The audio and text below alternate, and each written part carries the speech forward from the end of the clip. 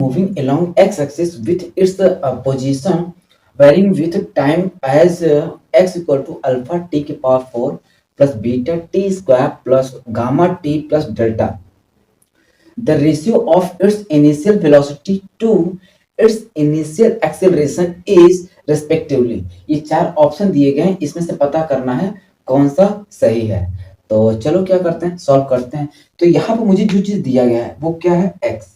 x क्या है, वो है x equal to alpha T के power 4 plus beta T square plus gamma T plus delta. यही हमको दिया गया है। अब यहां पर जो ये x है वो x ये हमारा x क्या है, डिस्प्लेसमेंट। क्या है, डिस्प्लेसमेंट। ठीक, अगर ये हमारा डिस्प्लेसमेंट है तो अब यहां पर ध्यान देना है, हमको क्या चाहिए, वेलोसिटी। वेलोसिटी चाहिए। तो अगर वेलोसिटी चाहिए तो वेलोसिटी अब हमको क्या करना है, v इक्वल टू डिस्प्लेसमेंट हमारा होता है एट इंस्टेंटेनियस पे d। अगर यहाँ पर x दिया है तो क्या हो जाएगा, dx बाई dt। क्या हो जाएगा, dx बाई dt। तो अगर ये हमारा क्या है, x इक्वल टू इतना दिया है तो इसको क्या करना पड़ेगा, differentiate with respect to t। तो differentiate with respect to t, तो क्या हो जाएगा, dx by dt equal to, तो यहां पर हो जाएगा क्या, अल्फा कांस्टेंट है, t के पावर 4 का डिफरेंशिएशन क्या होता है, 4 t क्यूब, और इसका क्या हो जाएगा, बीटा इंटू 2t, और इसका क्या हो जाएगा, गामा। क्या हो जाएगा, गामा प्लस ये हमारा क्या है, कांस्टेंट है, इसकी वैल्यू क्या हो जाएगा, 0। अब यहां पर हमको क्या बताना है, इनिशियल एट इनिशियल। तो एक देखो ये हमारा क्या बन गया, वेलोसिटी बन गया। तो v इक्वल टू बन गया क्या, 4 अल्फा t के power 3 plus 2 beta t plus gamma. तो हमको क्या करना है, at t equal to 0 initial velocity निकालना है। तो t इक्वल टू 0 क्या हो जाएगा, u equal to 4 alpha into 0 का cube plus 2 beta into 0 plus gamma. तो कितना आ जाएगा, u इक्वल टू गामा। कितना आ गया, गामा। इसको मान लेते हैं क्या, एक इक्वेशन। वेलोसिटी निकल कर आ गया। अब देखो हमको क्या चाहिए था, अभी एक्सेलरेशन, तो हमने एक वेलोसिटी निकाल दी। अब इसी को क्या कर देते हैं, हम एक बार और लिख लेते हैं, आराम से समझना है, कहीं कुछ जाना नहीं है। तो u इक्वल टू, तो क्या हो गया, 4 अल्फा टी क्यूब,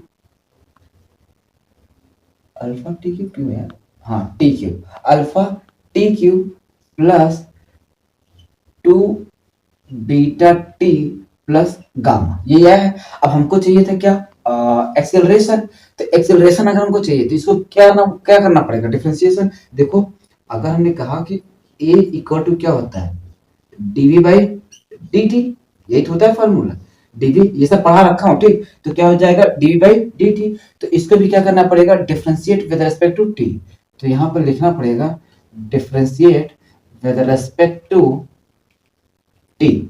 ठीक, तो इसको कर दो, तो क्या हो जाएगा, dv by dt equal to क्या हो जाएगा, 4 अल्फा कांस्टेंट है, बाहर कर दिया, t क्यूब का डिफरेंशिएशन क्या हो जाएगा, 3 t स्क्वायर, 2 बीटा कांस्टेंट है, t का डिफरेंशिएशन 1, और गामा क्या है, कांस्टेंट है, इसकी वैल्यू क्या हो जाएगा, 0। तो अब ये हमारा क्या बन गया, अल्फा। क्या बन गया, अल्फा इक्वल टू, तो इसको मल्टीप्लाई कर देंगे कितना हो जाएगा, 3 4 12, alpha T square plus 2 beta, अब कांस्टेंट क्या हो जाएगा, 0। अब हमको क्या करना है, इट्स इनिशियल। तो इनिशियल करना है तो t इक्वल टू कितना करना पड़ेगा, 0। तो रख दो, अल्फा इक्वल टू 12 अल्फा, चलो इसको a मान लो, a सॉरी अल्फा ने a।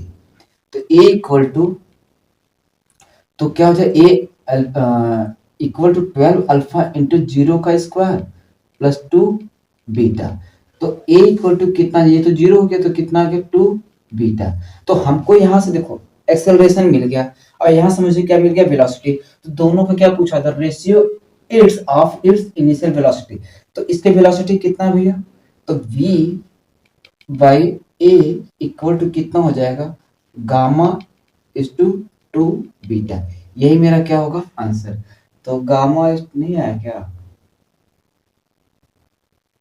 तो ये हमारा क्या हो जाएगा आंसर। ठीक, यही हमारा क्या है आंसर। ठीक, तो बहुत टफ नहीं था, बहुत आसान है, लेकिन समझ सकते हैं कि नीट के बच्चों के लिए कि टफ ही लगता है।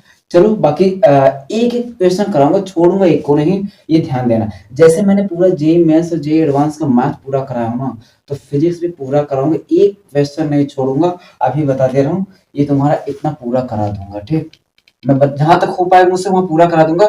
इतना होने के बाद आगे भी कराऊंगा, ऐसा नहीं कि नहीं कराऊंगा। पहले टारगेट ये है क्या, इतना मुझे कराना, यहाँ तक पूरा कंप्लीट कराऊंगा। एक एक क्वेश्चन कराऊंगा, चाहे वो टफ हो चाहे इजी हो, सब कराऊंगा। ठीक ठीक, हाँ एक चीज ध्यान देना, थियोरेटिकली नहीं कराऊंगा, थियोरेटिकली खुद से पढ़ लेना, उसमें कोई दम नहीं है।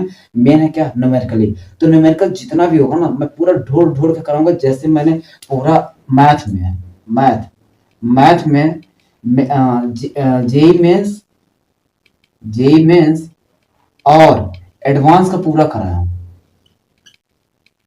एडवांस का एक एक क्वेश्चन कराया हूँ, कोई क्वेश्चन नहीं छोड़ा हूँ। फिर भी मैं मानकर चलता हूँ कि एक दो चार कहीं छूटा होगा, लेकिन अगर वो भी नजर में आ गया तो उसको भी पूरा करा दूंगा। ठीक, लेकिन छोड़ूंगा एक को नहीं।